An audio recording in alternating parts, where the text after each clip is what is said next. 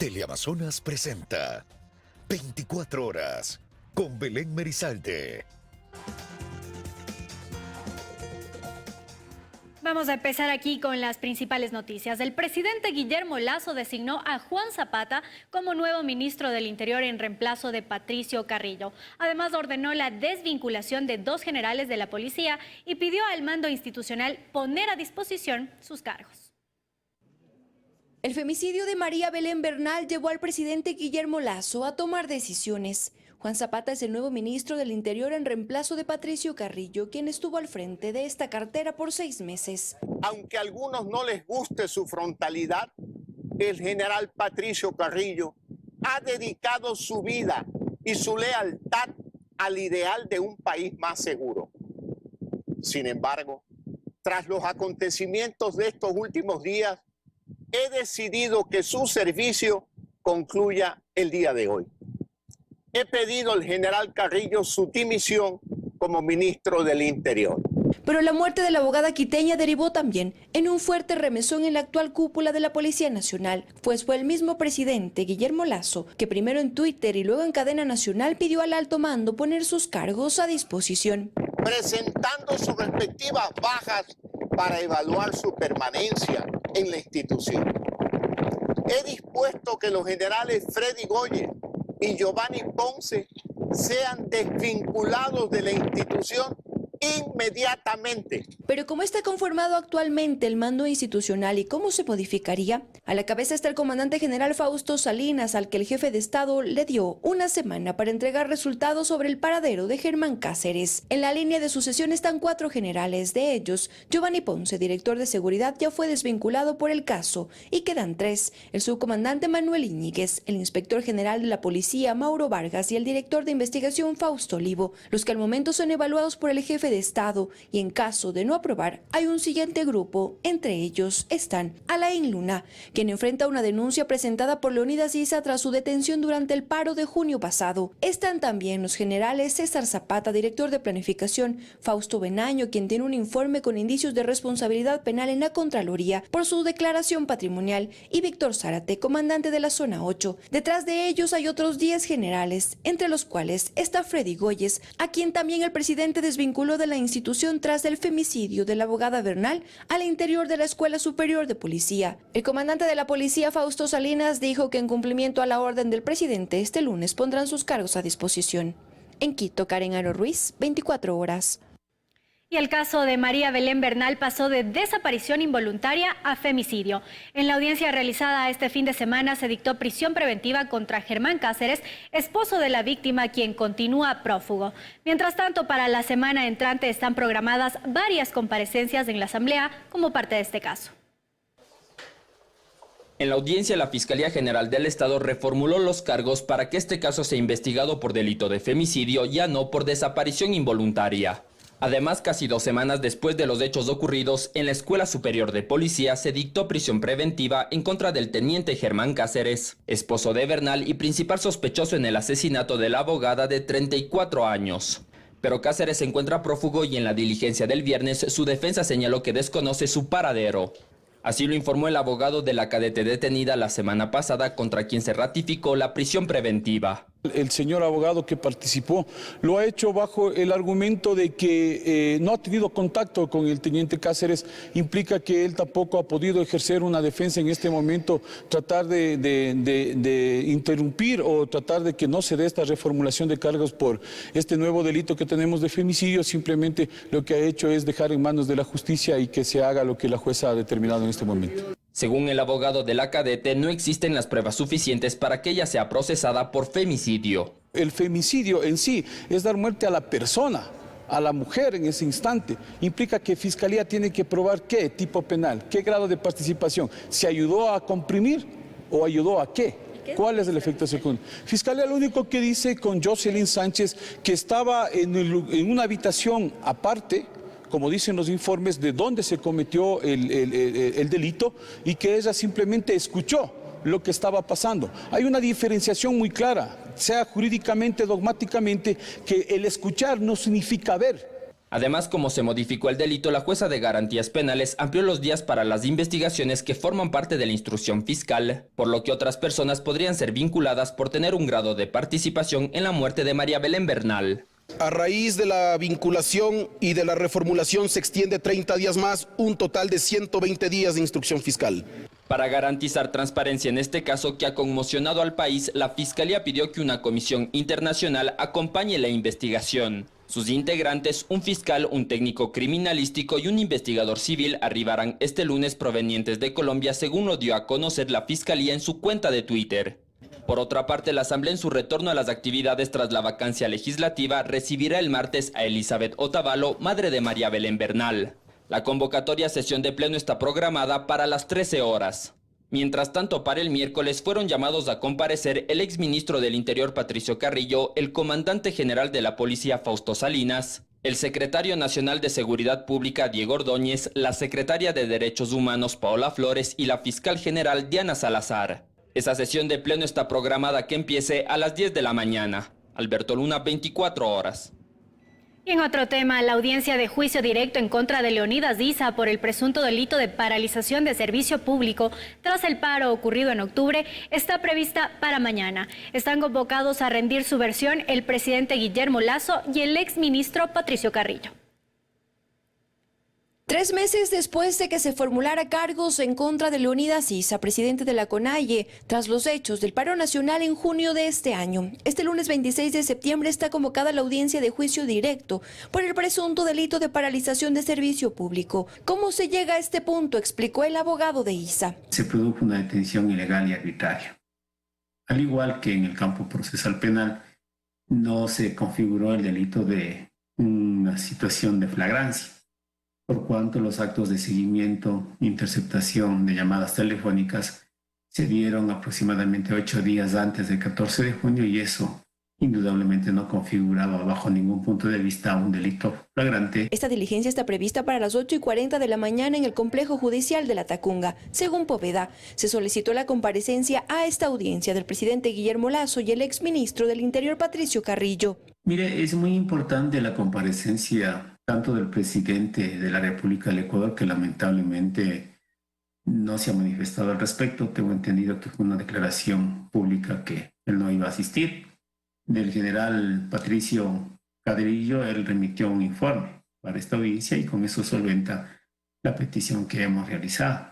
La jueza Paola Bedón dispuso además que esta audiencia sea privada y que es obligatorio que el dirigente indígena acuda en persona. Caso contrario, se ordenará su detención para el cumplimiento de la diligencia, así también para los peritos y testigos llamados por las partes. Vías u obras destinadas a la comunicación o interrumpir o obstaculice la labor de los equipos de emergencia será sancionada con pena privativa de libertad. Cabe recordar que este proceso se deriva de la detención de Issa el martes 14 de junio, alrededor de la 1 de la mañana en la Panamericana Sur en Cotopaxi, en el contexto de las movilizaciones que en ese momento vivía el país. El delito de paralización del servicio público es sancionado con 1 a 3 años de cárcel. En Quito, Karen Aro Ruiz, 24 horas. El diseño de las papeletas para las elecciones de febrero 2023 ya está listo.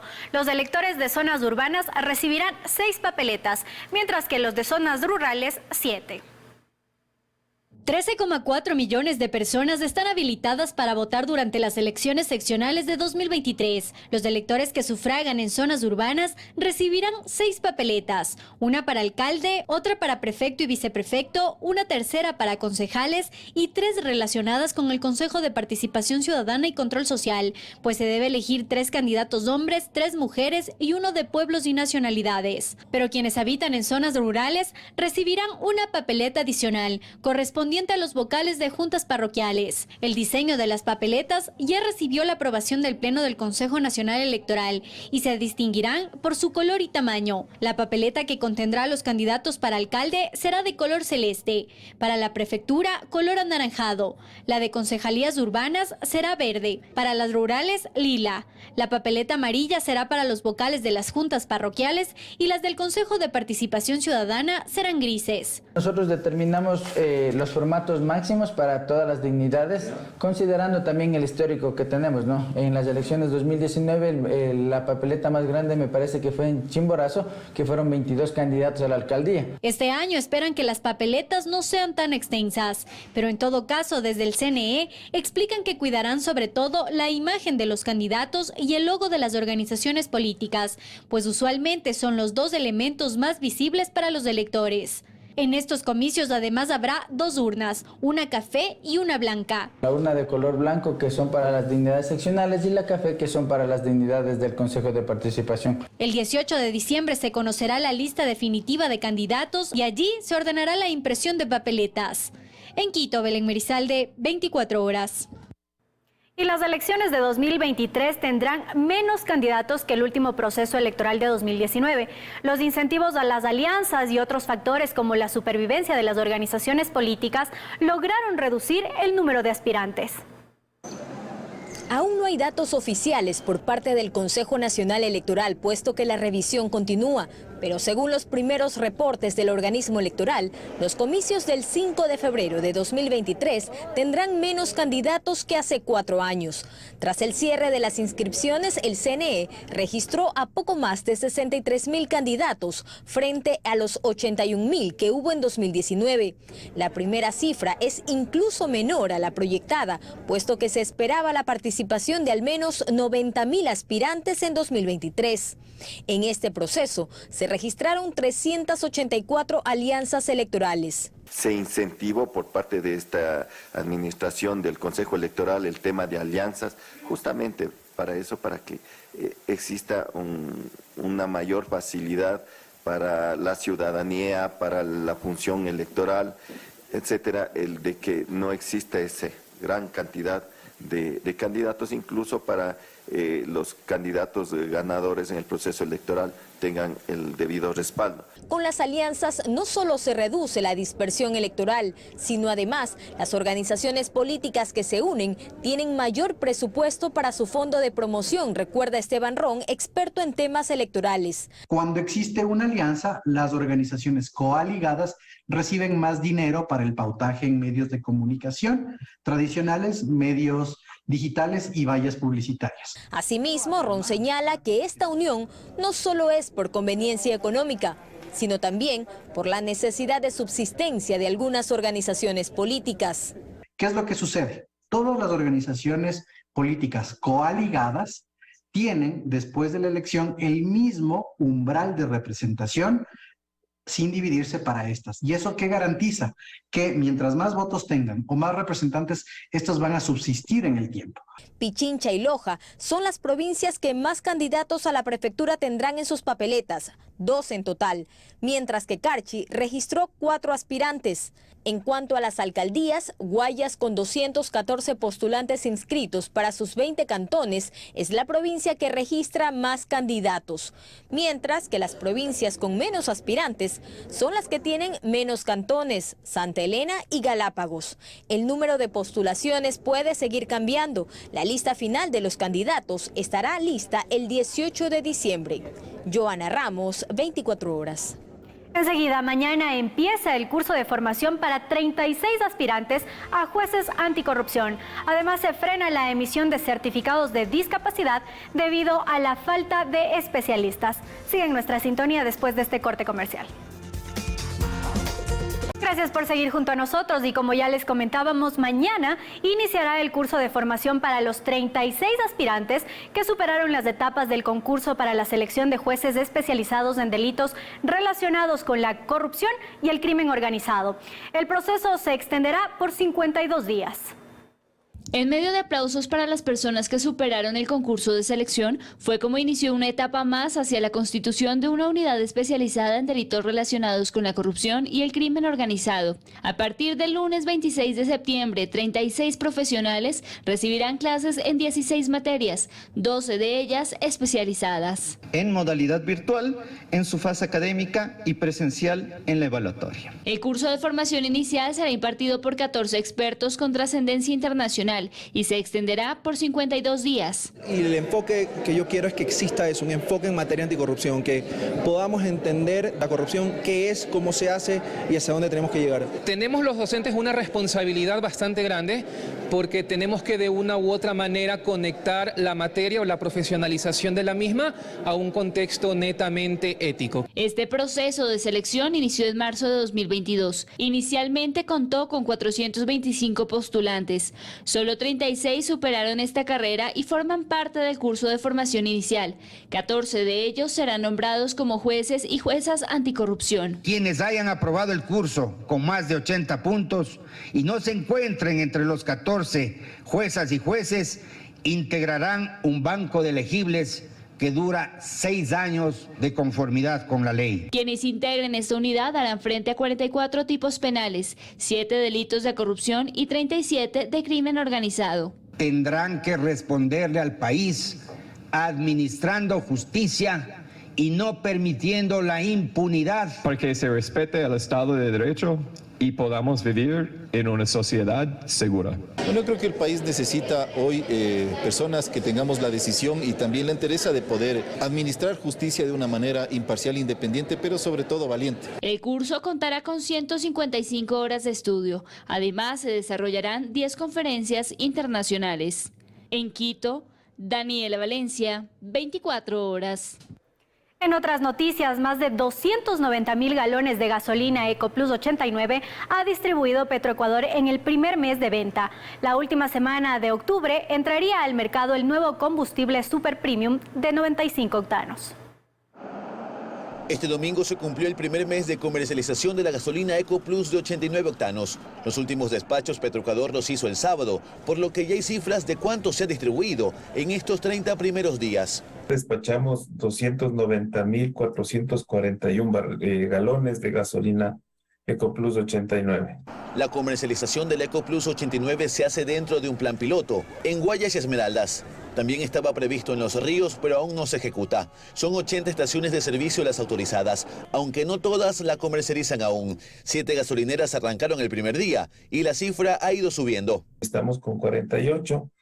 Tenemos en los planes hasta el 15 de octubre tener incorporadas 10 más. Saltan 2 preguntas. La primera es ¿quiénes han migrado a la EcoPlus 89? Hay un poco más de migración de la gasolina Super a la EcoPlus que lo del Ecopaís. Esperamos que el mes que viene baje los precios un poco más y cuando se vaya pegando el precio de la EcoPlus a la Ecopaís, seguramente la gente del Ecopaís también va a ir por calidad y por precio, ¿no? La segunda duda es cómo evalúan este primer mes las estaciones de servicio. Aunque el precio del EcoPlus bajó a $3.67, aún su venta, dicen, está por debajo de lo esperado. Prácticamente se está distribuyendo 20,000 galones diarios. Las ventas son pocas, alrededor de 20, 30 galones por estación diaria, o sea que es prácticamente nada. ¿Qué tenemos expectativas? Eso sí, que empiece a crecer. Está disminuyendo la participación de la Super, o sea, está disminuyendo la calidad del combustible que está circulando en el país. La mayoría de conductores siguen surtiéndose con los combustibles subsidiados Extra y Ecopaís, con precio congelado de $2.40. Petroecuador además se prepara para ingresar al mercado la nueva gasolina Super Premium de 95 octanos para la última semana de octubre. Todas las gasolineras que venden Super van a dejar de vender Super para venderla de 95. Trajimos la primera importación, ya nos la descargamos en La Libertad, se descargó 95,000 barriles y en Esmeralda cerca de 205,000 barriles de esta gasolina de 95 octanos. El segundo cargamento nos llega esta semana. El día lunes o martes estamos recibiendo ya el buque. En Guayaquil, Luis Alfredo Zúñiga, 24 horas. El número de contagios de viruela del mono ascendió a 93 en Ecuador. En comparación con países vecinos, son pocos casos, por lo que expertos aseguran que las autoridades sanitarias han logrado contener la propagación de este virus. Nuevos casos de viruela del mono fueron confirmados por el Ministerio de Salud Pública en el país. Con esto suman 93. La última semana, la semana 37, han aparecido 25 nuevos casos, ¿sí? De ellos principalmente están ubicados en Guayas. En la provincia del Guayas se han reportado 37 casos, en Pichincha 25, en Azuay 16, en El Oro 4, en Santa Elena, Tungurahua e Imbabura 2, mientras que en Cañar Los Ríos, Zamora Chinchipe, Manabí y Loja un caso.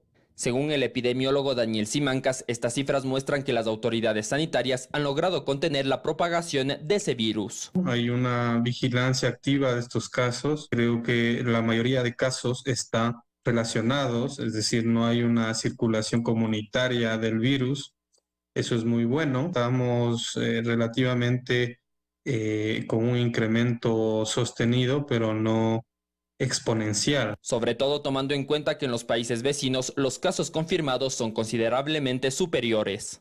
Perú registra 2.300 casos, mientras que Colombia 1.600. Se está haciendo un trabajo eficiente en territorio en cuanto a la identificación de los casos, al aislamiento y al rastreo de los contactos, justamente evitando esta dispersión. Se está reforzando o se han reforzado los puntos de entrada al país, lo que permite pues tener identificado casos o posibles casos que presenten viruela símica. 189 personas forman parte del cerco epidemiológico por haber tenido contacto con contagiados con la viruela del mono. De los 93 casos confirmados en Ecuador, 25 ya han recibido el alta médica tras recuperarse satisfactoriamente del contagio. Alberto Luna, 24 horas.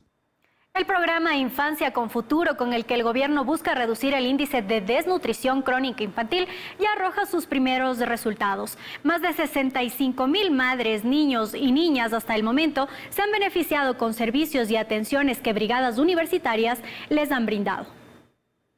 Reducir la tasa de desnutrición crónica infantil en al menos 6 puntos porcentuales hasta el 2025 es una de las principales metas que el gobierno se ha trazado. Según cifras de la última encuesta nacional de salud y nutrición, el 27,2% de niños ecuatorianos menores de 2 años padecen de desnutrición crónica, una tasa que ha sido considerada como una de las más altas de la región. De ahí que el régimen implementó el programa Infancia con Futuro, que al terminar su primera fase ya arrojó importantes resultados. De acuerdo con el secretario técnico de Ecuador Crece Sin Desnutrición, Erwin Ronquillo, a la fecha más de 65,000 madres, niños y niñas se han beneficiado con servicios y atenciones que las brigadas universitarias les han brindado. De los cuales 40,000 ya han recibido todas sus atenciones de salud y existen 27,000 madres que ya han recibido las consejerías nutricionales que son parte de este proyecto. Desde finales de agosto, precisó Ronquillo, las brigadas arrancaron con la segunda fase de trabajo en la que se tiene como meta aumentar el número de beneficiarios a 79,000,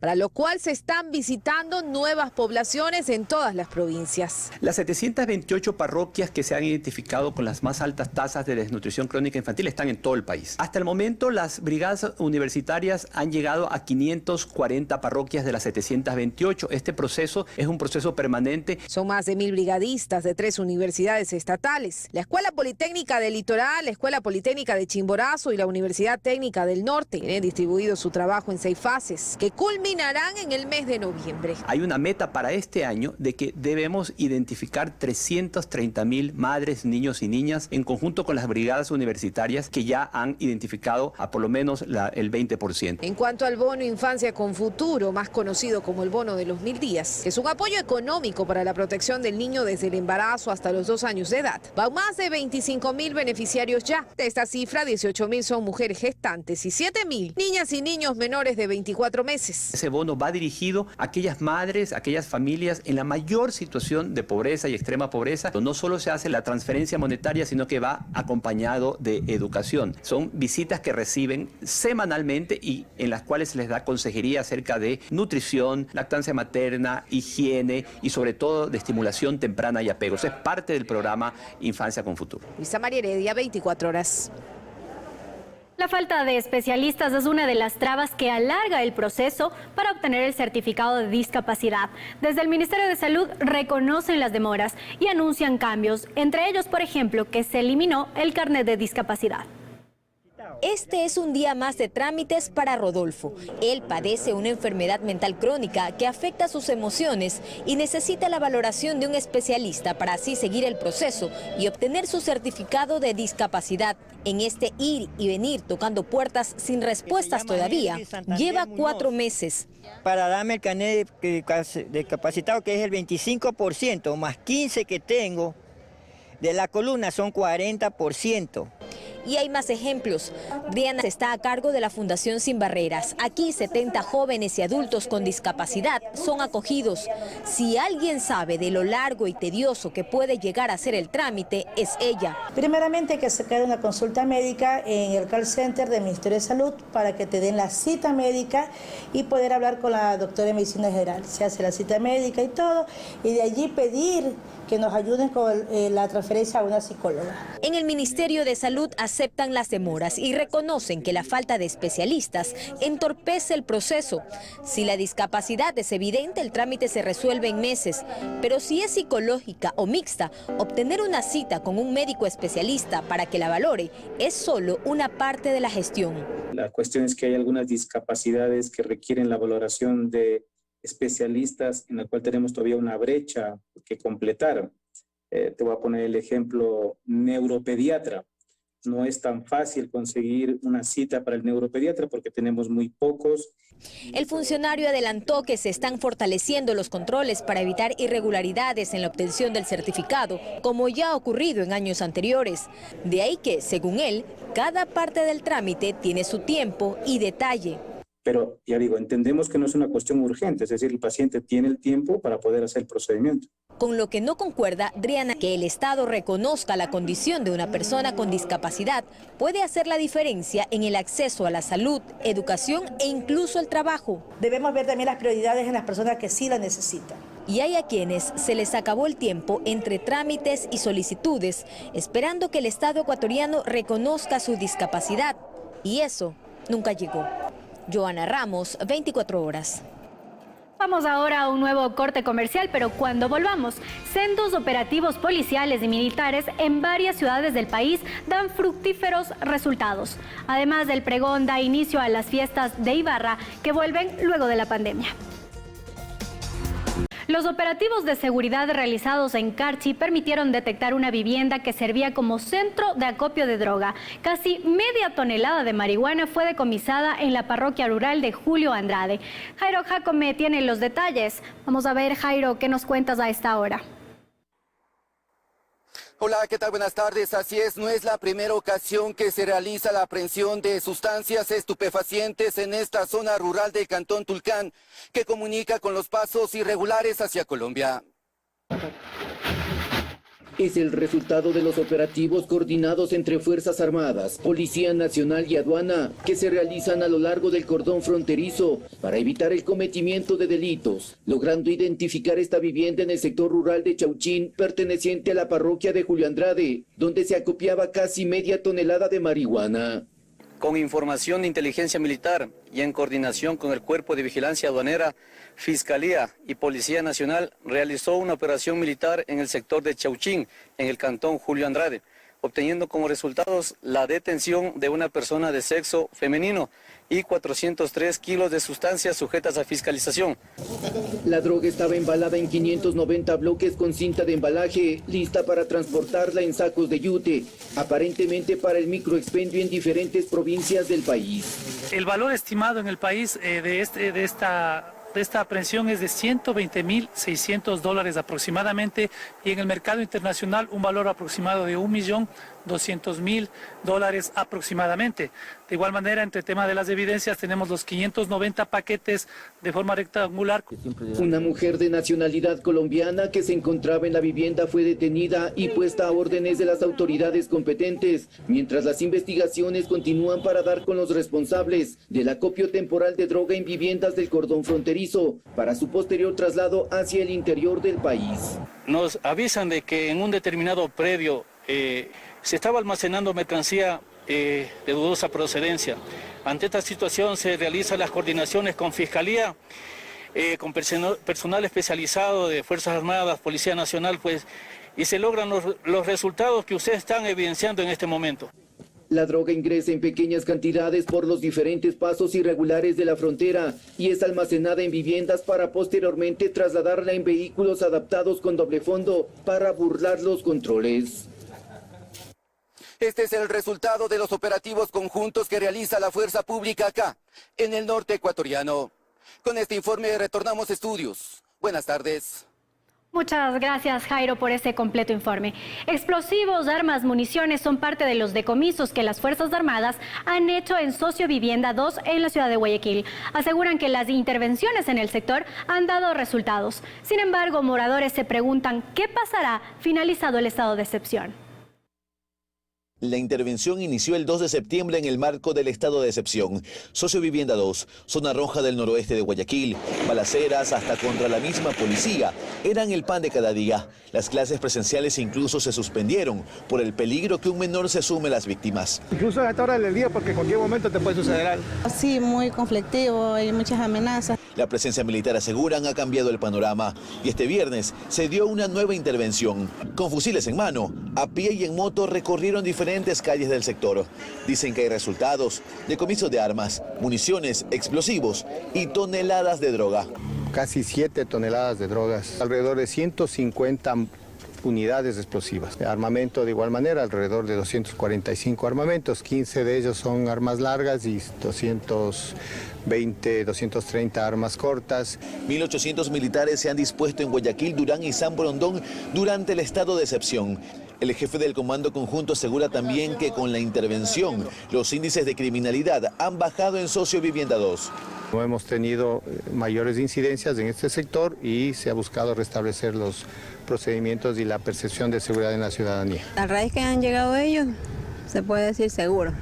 Ya, porque está todo calmado. Lo que sí es una realidad es que si bien es cierto las clases siguen siendo virtuales, el comercio se ha restablecido en esta zona militarizada y espacios públicos como parques y canchas tomadas por las bandas criminales han vuelto a ser ocupadas por los moradores. El comercio abriendo sus puertas para atender a las familias. Dentro del estado de excepción se han destruido en Sociovivienda 2 reductores de velocidad. Se borraron los murales alusivos a agrupaciones criminales y con maquinaria se han desmantelado casetas construidas para negocios informales. Por ello dicen que la evaluación es positiva. Pero ¿qué pasará cuando termine el estado de excepción? Eso es lo que preocupa en el sector, pues la presencia militar dejará de ser permanente. Será aleatorio, ya no permanente, por cuanto ya la parte constitucional no permite. Definitivamente es un lugar donde se requiere este apoyo para seguir manteniendo la tranquilidad y la seguridad de las personas. La droga decomisada en muchos casos se halló en casas usadas precisamente para almacenar el alcaloide, armamento y como refugio de bandas criminales. Lo que se teme ahora es que estas vuelvan a tomar el control de Sociovivienda 2, luego del 13 de octubre, cuando finalice el estado de excepción. Deberían quedarse aquí, pues, para vivir un poquito mejor. En Guayaquil, Luis Alfredo Zúñiga, 24 horas. Y ahora en temas positivos les contamos que Ibarra se vistió de fiesta con el pregón del color y la alegría. Comparsas nacionales e internacionales rindieron homenaje a la ciudad a la que siempre se vuelve. A Ibarra se vuelve. Más de 80 comparsas nacionales e internacionales participaron en el pregón de fiestas. Cientos de danzantes mostraron sus mejores trajes por los 416 años de fundación. Siempre alegres, siempre motivando, siempre la ciudad que siempre se vuelve. ¡Viva Ibarra! Venimos alegres para festejar con todas las personas de aquí de Ibarra. Esta es la danza principal de Bolivia, es la Diablada de Oruro, es la representación de la lucha entre el bien y el mal. El arcángel Miguel gana a los diablos. Quinoa, semillas de girasol, hojas de eucalipto y flores formaron parte del diseño de alegorías en pedal, realizados con la habilidad de los artesanos imbabureños. El objetivo es reactivar económicamente a la ciudad, por ende hoy inicia la fiesta con el gran pregón del color y la alegría. Luego la siguiente semana tenemos la cacería del zorro y siguiente vuelve Expo Lagos, que es una vitrina comercial internacional. Imbabura se goza las fiestas, se vive las fiestas y obviamente eso hace parte también de una buena reactivación económica. Como estrategia de apropiación del espacio público en el centro histórico, la avenida Atahualpa y calle Simón Bolívar fueron los escenarios de encuentro de miles de turistas. Disfruten de lo que es la gastronomía, disfruten de la cultura, hay muchos eventos preparados. Mis amigos de Alemania tienen que venir acá porque sí, es algo totalmente totalmente nuevo y me gusta. La tradición de Ibarra, el pregón aquí en la calle Bolívar, estamos súper contentos. Cuando éramos niños veníamos a la Bolívar a sentarnos en los banquitos y es una tradición que todos los ibarreños conocemos. A decir de la organización, la fiesta representa más que un destino, una experiencia.